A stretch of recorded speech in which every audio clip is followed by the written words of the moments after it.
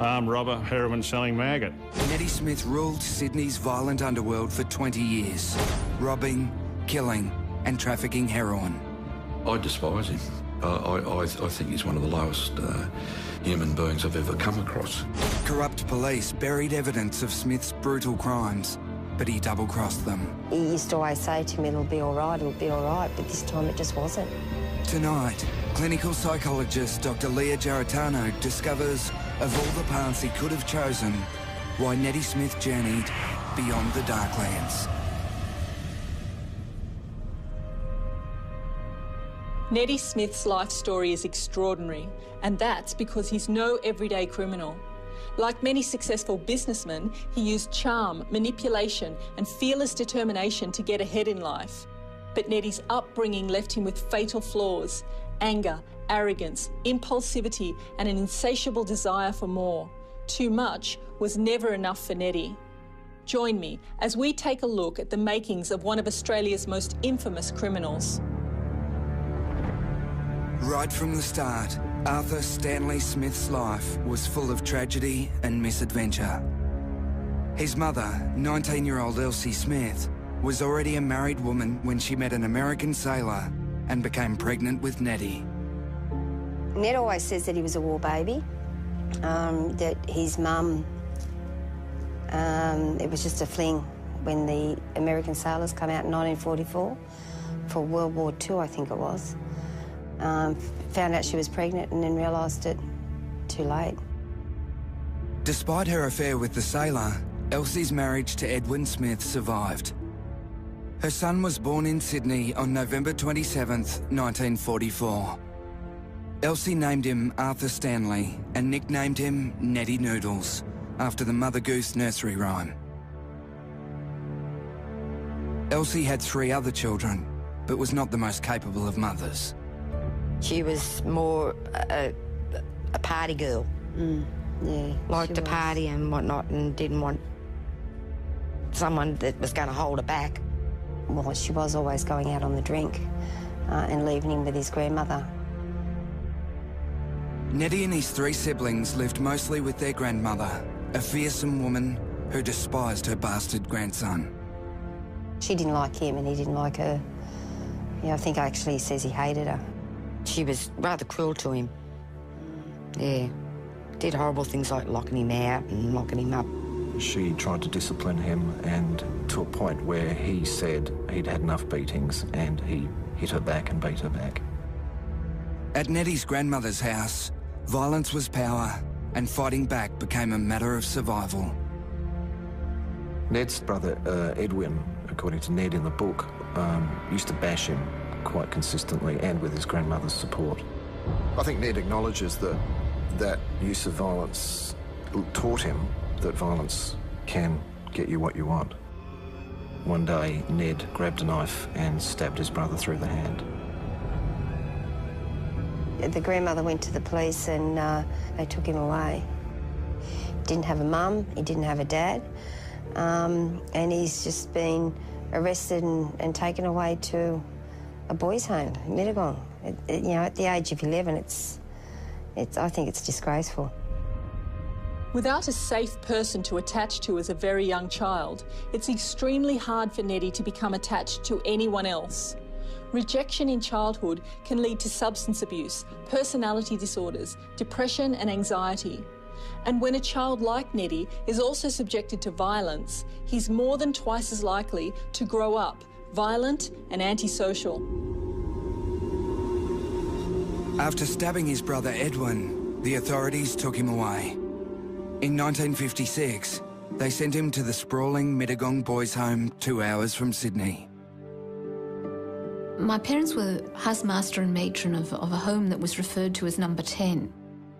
At the time that Nettie was there, Number 10 was a big, old, comfortable home. But for me, it was still an institution.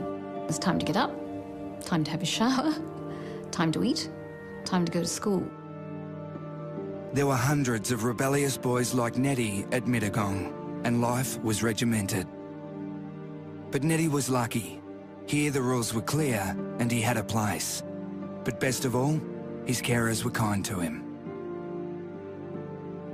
It wasn't an easy lifestyle. Dad was very stern and strict, but he was very affectionate with the boys. He'd rub the tops of their heads and things like that, just to show affection that way. Mum's way of showing affection would be do some cooking for them. She'd go in and make big slabs of cakes and toffees and things like that. After his family's neglect, the nurturing he experienced at Mittagong had a calming influence on Neddy. Keith Kelly, who was also there, remembers him as a happy boy. Neddy was a quiet type of person, not standoverish or anything of that nature. Loved his sport, loved to win, like most of us. If we played sport, we all liked to win. And I found Neddy a very gentle and kind person. For the first time in his life, Neddy felt safe. He was being cared for properly, and in turn, he was caring for others. When I was 12 years of age, we were having visitors. Neddy came up to me and said, "Keith, your hair's in a mess. Let me fix your hair up." He fixed my hair up and said, "Always look smart, look good, be kind to your people, look after them." I said, "Thanks, Neddy." I'm aware that Neddy said that his stay in Mittagong was one where he felt safe and he experienced warmth, and that he was sorry to leave there. Neddy was 12 when he was discharged from Mittagong. His only option was to return to the misery of his dysfunctional family in Sydney. There, he was as unwanted as ever. Child needs nurturing and guidance and love and affection, and he obviously got none of those. Absolutely none. Back at the bottom of his grandmother's pecking order, it wasn't long before Neddy fled and began life on his own. He had nowhere to go, so I think he was just roaming the streets, or at 12 years old, he says he was living with a prostitute. You know, so he would have got himself into a lot of trouble. Neddy was a young thief, and police knew him well. After 4 years on the street, he'd set himself up as a pimp. His criminal apprenticeship was underway, and the sex industry brought fast cash. As a 16-year-old, he was looking after a 27-year-old prostitute until he was charged by police and sent to another boys' home. This time, Neddy's punishment was ruthless.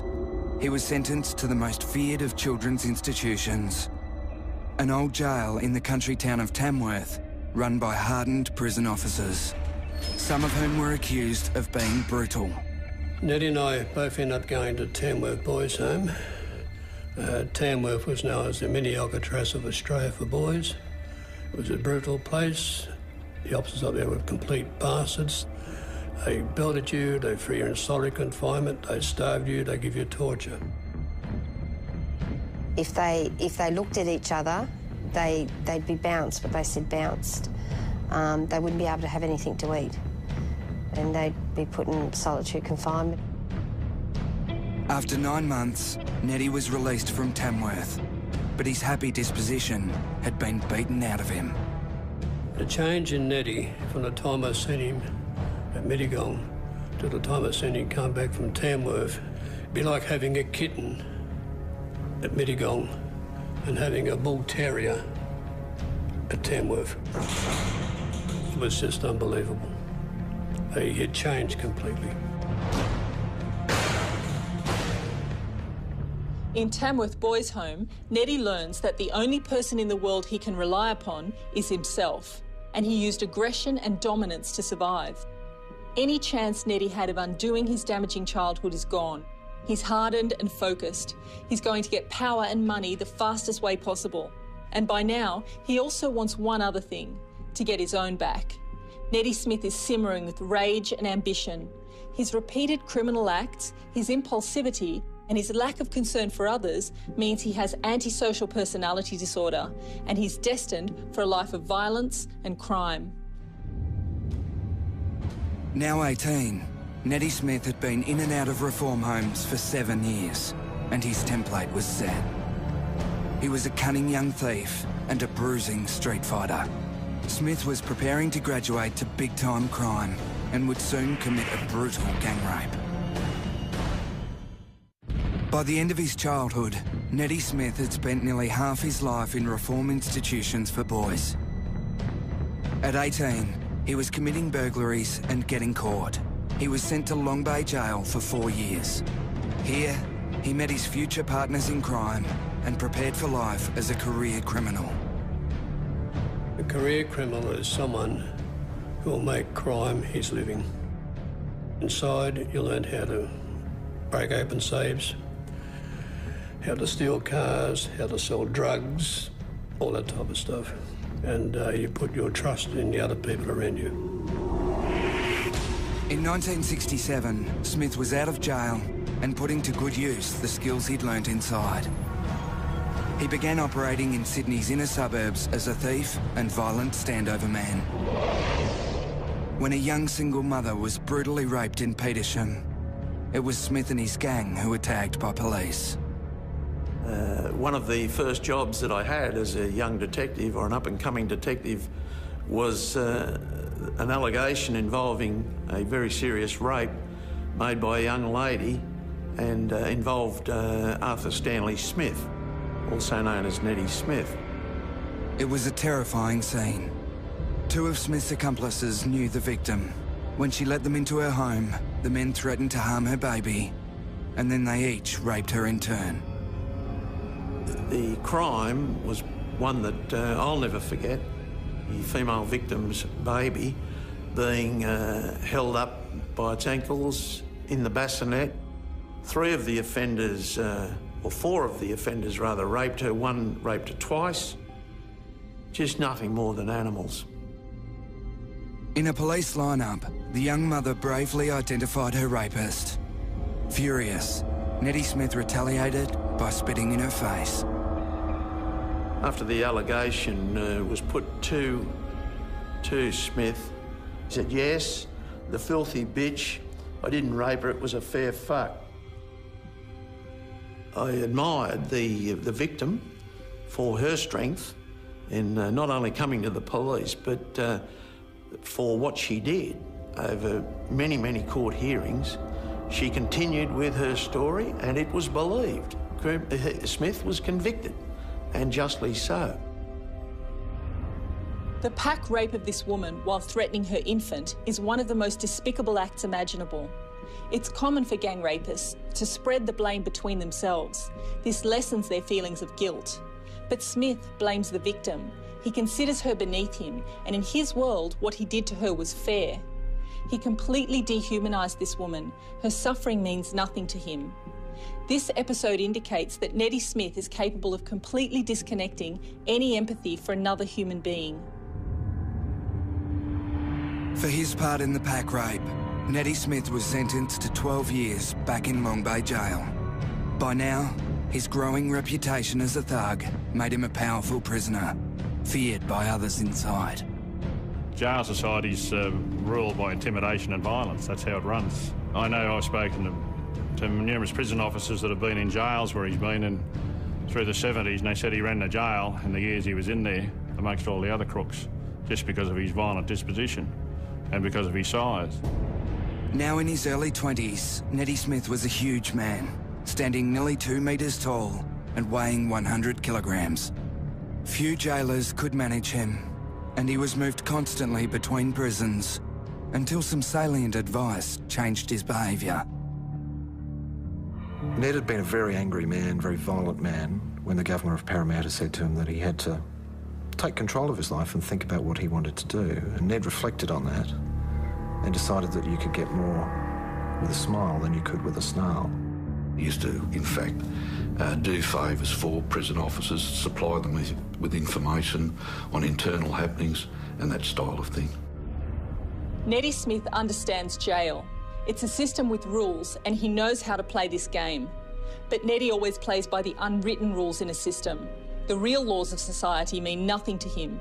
He goes around, or he smashes straight through any obstacle to get what he wants. He's learned that pretty much anything can be bought, either with money, blackmail, favours or information.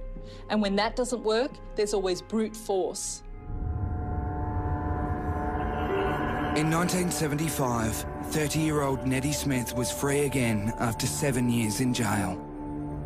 He caught the eye of a girl just over half his age, 17-year-old Deborah Bell. I didn't know any of Ned's background then when I first met Ned. I knew that he'd only just been released from jail by a couple of months, but I just didn't really ask why. But I honestly don't know what attracted me to him. He'll tell you his muscly body and his beautiful blue eyes. Ned had a way with women. He was a good style of bloke, good-looking bloke. If there were flowers around, he'd buy them. Very charming, very charming. You could put Ned down to be good company anywhere. Good company. He was good. He always had a joke to tell. He was quick-witted. Really, he was quite a charming person. You can get on the bad side of Ned, but there is a side that is a gentleman and gentle and soft and whatever. How can Neddy Smith be capable of such a brutal rape against one woman and yet be able to use manners and decorum to win Deborah? Well, there are 2 points to consider here. The first is that Neddy wants to belong. He wants to create the family he never had with a wife and children. And Neddy's not a psychopath. Despite his capacity for acts of extreme violence, he is also capable of forming meaningful, lasting relationships with certain people. Less than a year after getting out of prison, Neddy and Deborah set up house together in Alexandria to start a family. For the sake of their relationship, clean-living Deborah tried to turn a blind eye to Neddy's budding criminal empire. He used to always say to me, the less you know, the better. In a way, I'm glad, no, I didn't know to the extent of what he was doing. No, I'm glad I didn't. He quickly became involved in debt collecting, SP bookmaking, and then found the big money maker, heroin trafficking. By the mid-1970s, there was a cancerous culture of corruption within a core group of the New South Wales Police Force. And Smith positioned himself to take full advantage and propel his criminal career. In his early 30s, Neddy Smith was an established standover man, armed robber and heroin dealer. He'd already served 2 lengthy jail terms, and he was arrested again in 1976 after a violent hold-up. It was Smith's 32nd birthday, and he was in luck. His arresting officer was Detective Roger Rogerson. The first day I met Ned was at Rockdale Police Station. Ned was a suspect for an attempted armed robbery on Fielders Bakery. That late November day would prove to be the start of a long relationship between the criminal and the detective. I could see potential in Ned as an informer. He wanted to be friendly. He wanted to he wanted to get close, and this is how police officers, especially detectives in my day, were successful. But Rogerson and Smith were more than just detective and informant. Went out many a times for dinners and lunches. I'd met his kids. He'd come to our home.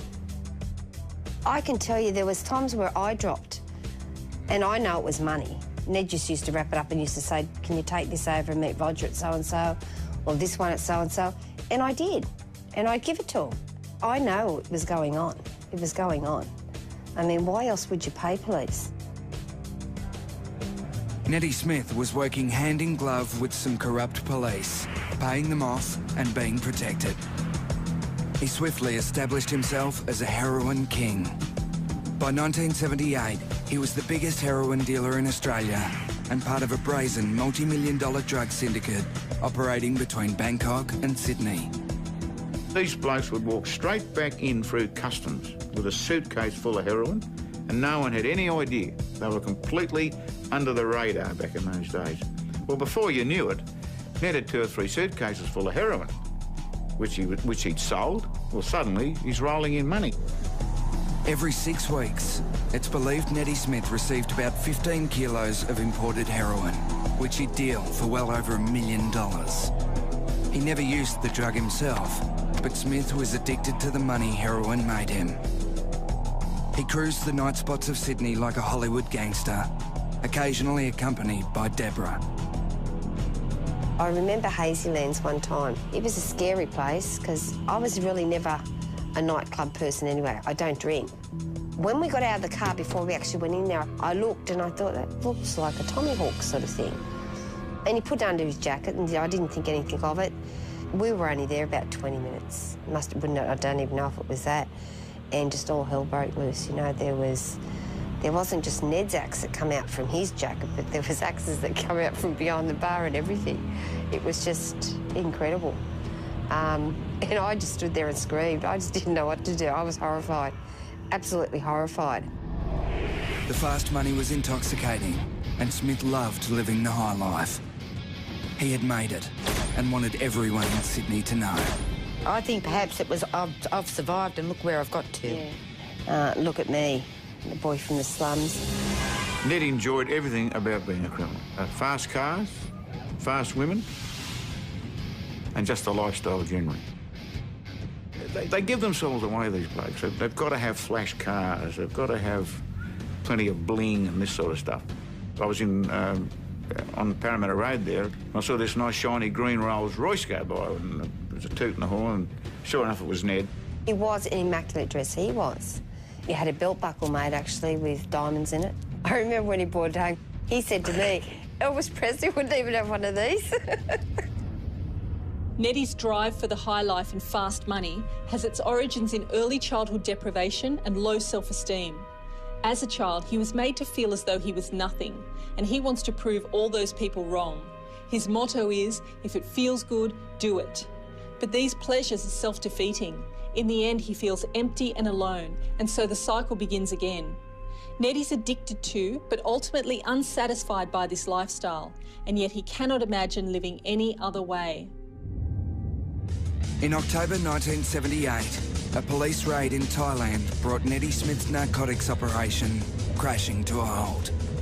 Bangkok police arrested Sydney Rugby League star Paul Hayward and 2 other associates with 8.5 kilograms of heroin bound for Australia.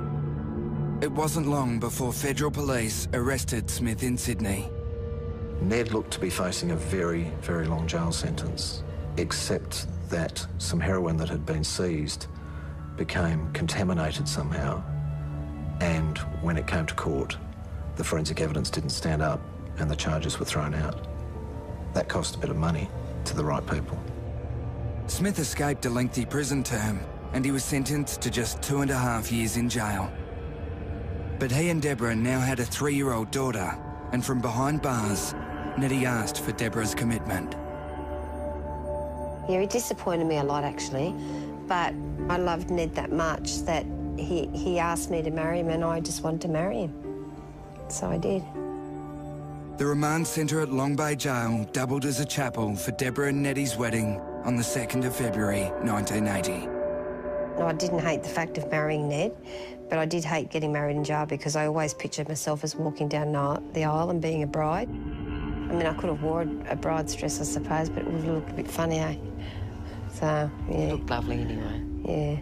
We got married and they had a bit of finger food and 10 minutes later we were at the door. By Christmas 1980, Smith was free from jail. Straight away, he started preparing a full-scale relaunch of his criminal career as standover man, SP bookmaker and drug dealer. It would never have crossed Ned's mind to go straight. Ned, well, I just could not imagine Ned ever working in any job. He's not that sort of person.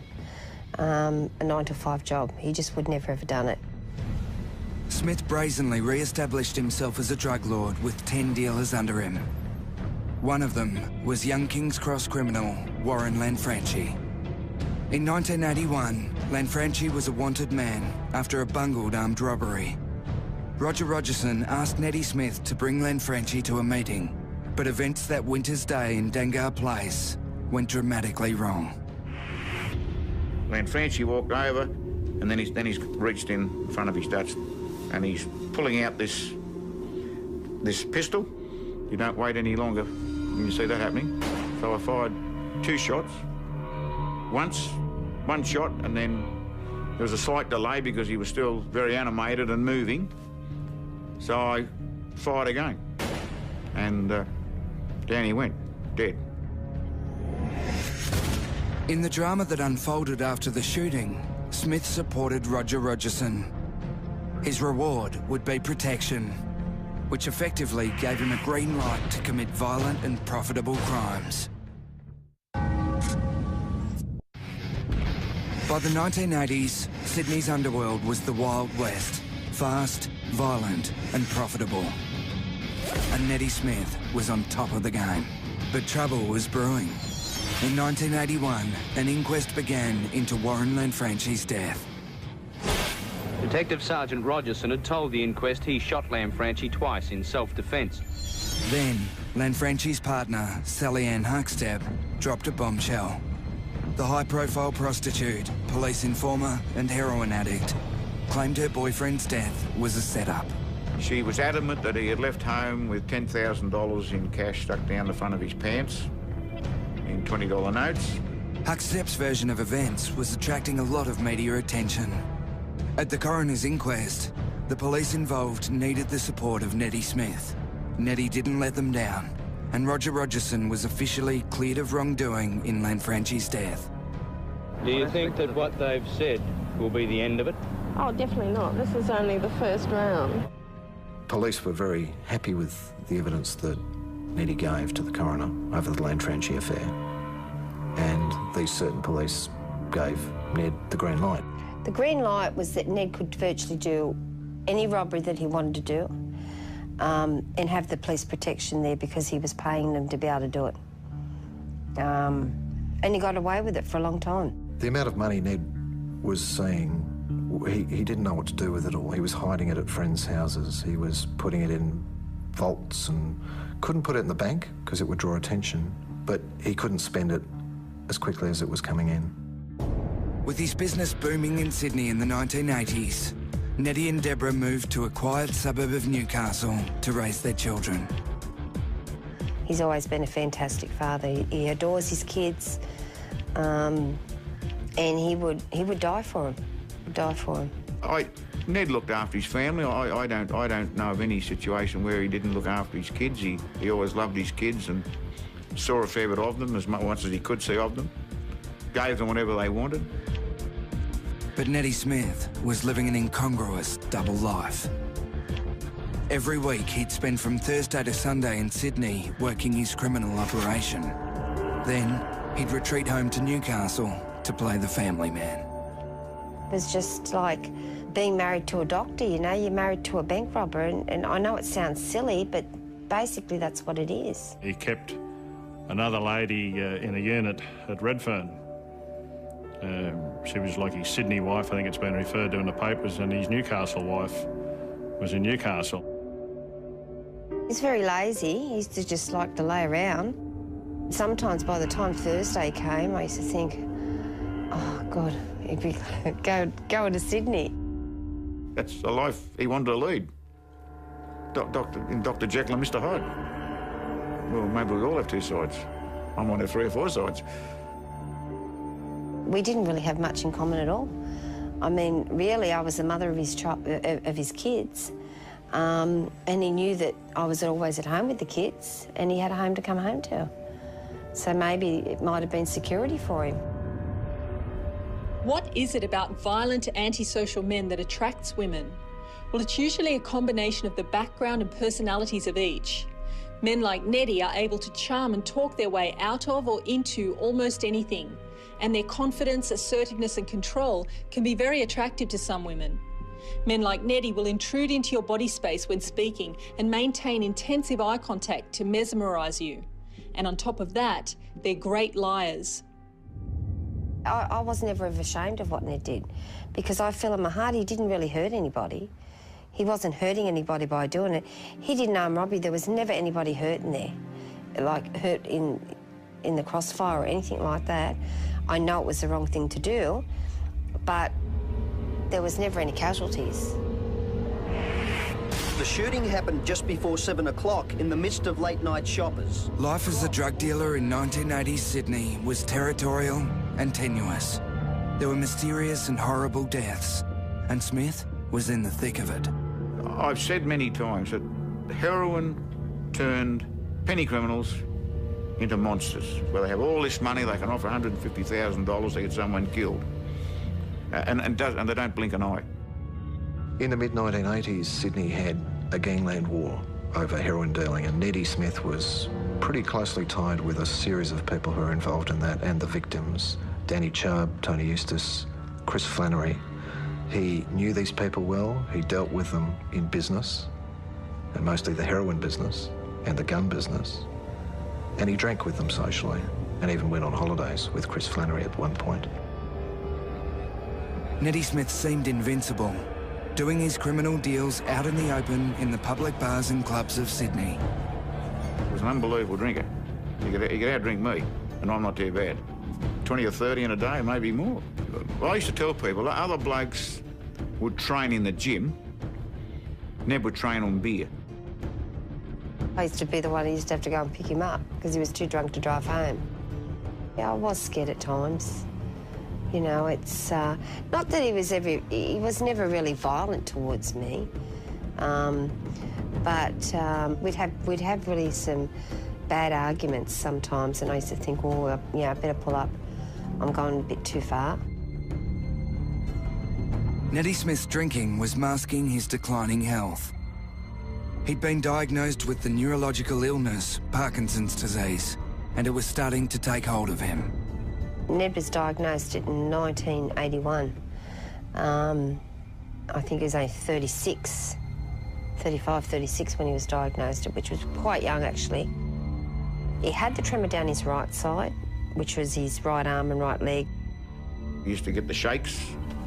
It was quite noticeable, and he was on some sort of medication. He'd take a few pills and that'd settle him down, but yeah, I mean, he's had Parkinson's disease for years and years and years. But Neddy's woes were just beginning. The drama surrounding Warren Lanfranchi's shooting wouldn't die.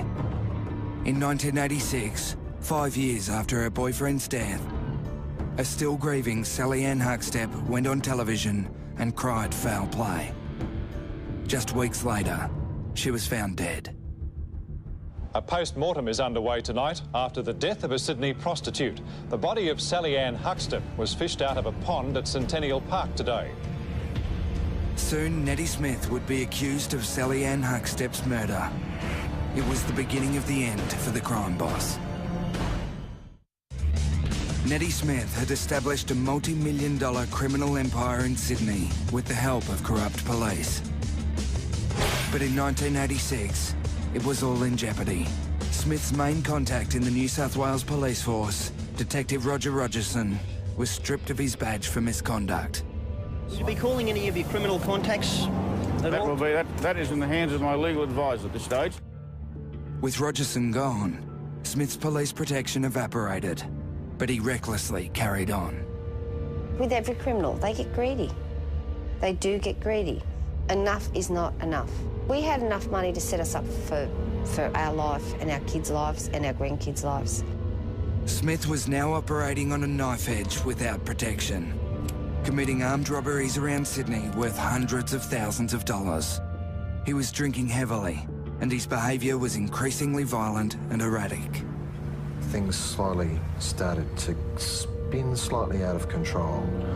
Ned acknowledges that there was an insanity about his drinking, and he knew that something would go wrong that would pull him up in the end. On the 30th of October 1987, he snapped. In regard to Ned's murders, well, of course, there were others that Ned would have committed prior to Flavelle. Flavelle was maybe the unnecessary one. After an all-day drinking session, Neddy Smith encountered a tow truck driver who challenged him in the traffic. A fight broke out and Smith lost control. He stabbed the truck driver to death in a fit of rage. During the fight, 34-year-old Ronnie Flavelle was stabbed. He staggered across the road to a shop before he collapsed and died. Smith says he will defend the charge.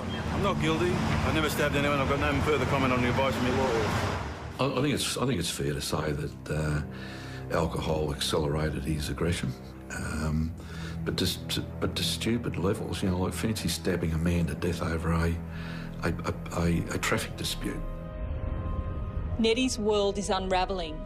Because he's lost his protection, it's almost as though he's been transported back to his grandmother's house, a world of chaos where there are no rules, he doesn't belong, and nothing makes sense. Neddie's abusing alcohol to try to maintain some sense of control, but it has devastating consequences. By Christmas 1988, Neddie Smith was facing a murder charge. But he carried on, recklessly planning a major armed robbery of Botany Council. Well, they're going to do that payroll at Botany Council just to get some money for Christmas for the kids. And it was $200,000. The kids must get expensive presents, perhaps.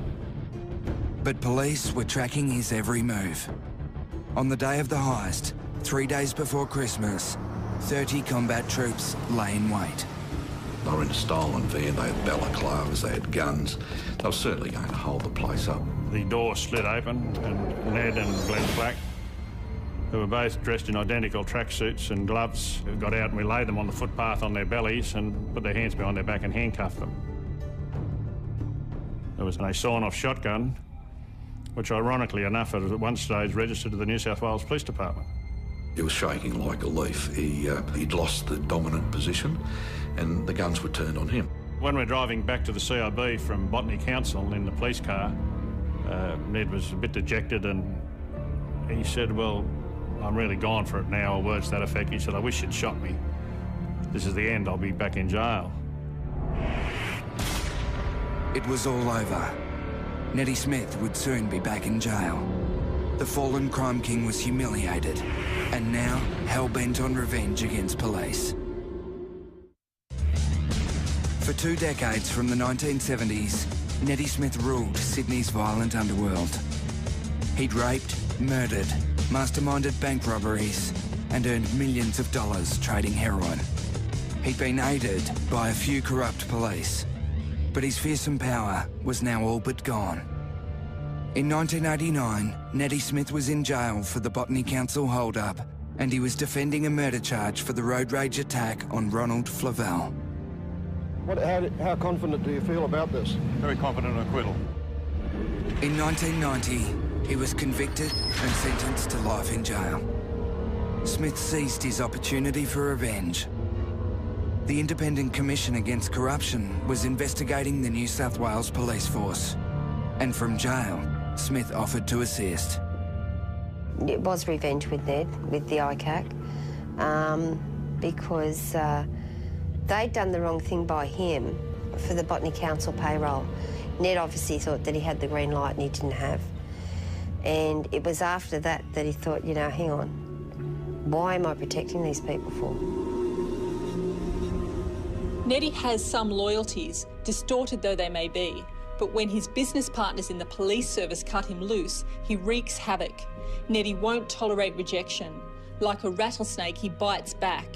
He sets his mind to deliberately and meticulously take down as many people as he can. He received something very unusual, and that was an indemnity from the New South Wales government for any crime, except for murder, that he admitted to. So Ned Smith started talking about armed robberies, started talking about bashing, started talking about drug dealing, started talking about a series of crimes over 15, 20 years that involved police and payments to police. In 1992, Neddie Smith made sworn accusations against 97 police officers. All Ned's allegations were just nothing more than bloody bullshit. Simple as that. But he didn't only turn on me, he turned on everybody.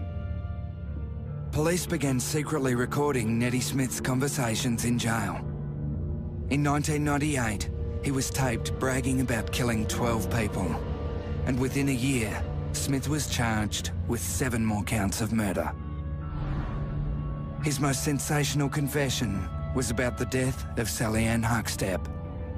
Smith was taped describing how he'd strangled her in Sydney's Centennial Park. Smith is recorded boasting, "I hit her, punched her, choked her. There was terror in her eyes. I left her floating there." I believe in my heart that he's not capable of doing it. I know he's not. In November 1999, The Sally Ann Huckstep murder trial resulted in an acquittal for Neddy Smith. But it made no difference to his future.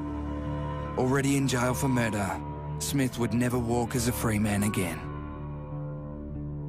Ned is now facing, well, he's now doing 2 life sentences. He's been in jail for 20 years. He's a very sick man. He's in his almost middle 60s. He's got advanced Parkinson's disease. And the expectation is he'll never be released from jail. He has a lot of regrets, yeah. His regrets of not seeing his kids grow up, not seeing his grandkids grow up. He says his life's been a balls up, but at the same time he doesn't want any sympathy, and he hasn't asked for any support in that sense. His belief is he's made his decisions and he has to live with them. Neddy Smith has been in institutions for 33 of his 64 years, more than half his life. It doesn't seem surprising that the little boy who grew up behind bars will die there too. I do feel sorry for Neddy. Neddy should not be where he is today. Violence breeds violence. If it's a dog and you kick a dog when it's young, the dog's going to retaliate. Neddy Smith remains in Long Bay Jail. His Parkinson's disease is crippling, but he can still type a letter, and he is very upfront about his life as he remembers it. I have not kept in touch with anyone from my childhood days. Don't know if they are all dead or alive. I've always been a loner, so haven't encouraged any friendships from my adult life. There is no one from my early life that could assist you, because there is no one. I'm sorry I can't help you any further, but that's my life, and I cannot change it. The day he dies, Ned will keep telling lies if he gets the chance. If someone's prepared to listen, Ned will tell them a great story and it'll be a lie. He's one of those icons of Australian crime, but I'm just glad that he's in jail, and so should everybody else that lives in this city. Unwanted as a child, Neddy Smith had nowhere to belong. And he learned from his earliest years that life has a pecking order and that he was at the bottom of it. These lessons drove him in life. In his rise to the top of the criminal underworld, Smith showed enormous versatility and determination, but he truly was a product of his poisonous environment. If he'd been born into a safe family with opportunities to use his drive and intellect in positive ways, would he still have become a killer? Maybe not, but of course, we'll never know.